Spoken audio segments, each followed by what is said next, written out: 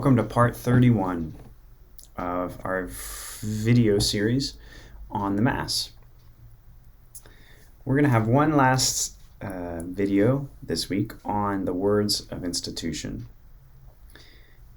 Specifically, I want to talk about when the priest raises the body of our Lord under the veil or under the accidents of bread, and when he raises the chalice under the accidents or the disguise of wine, what do we do?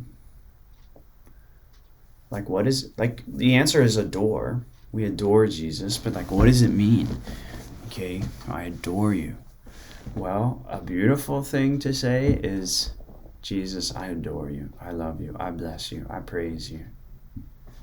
I offer my whole life to you.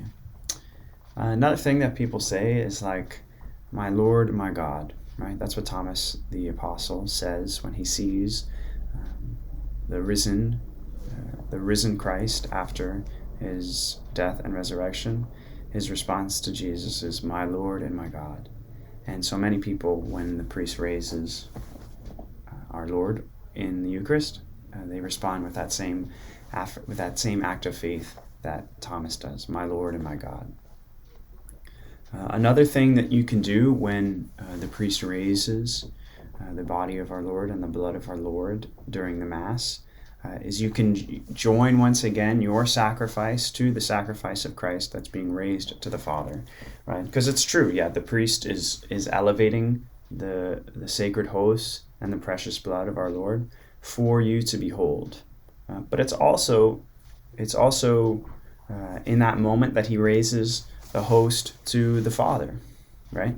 Those are not mutually exclusive realities. That the priest raises the crucified and risen and glorified humanity of our Lord. He raises that to the Father, saying, Father, behold your Son. Behold the love that your Son has for you, that renders for your small little ones life.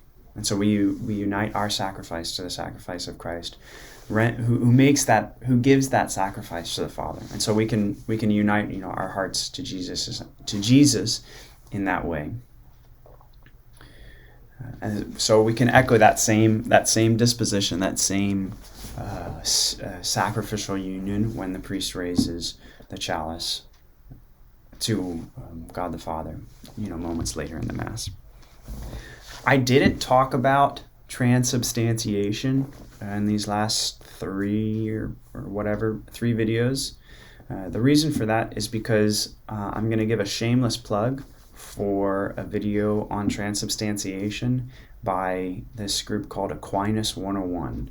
And it does an extremely good job of articulating clearly and efficiently the Church's teaching of transubstantiation through the words of one of the Church's great theologians, St. Thomas Aquinas.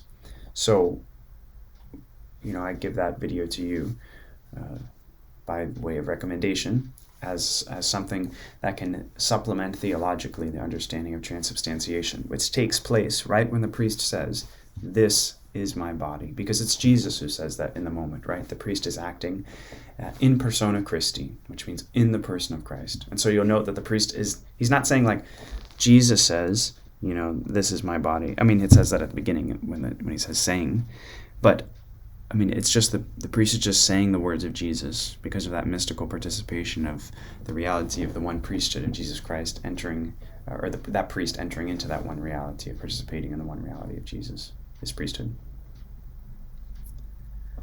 Okay, guys, we're moving right along.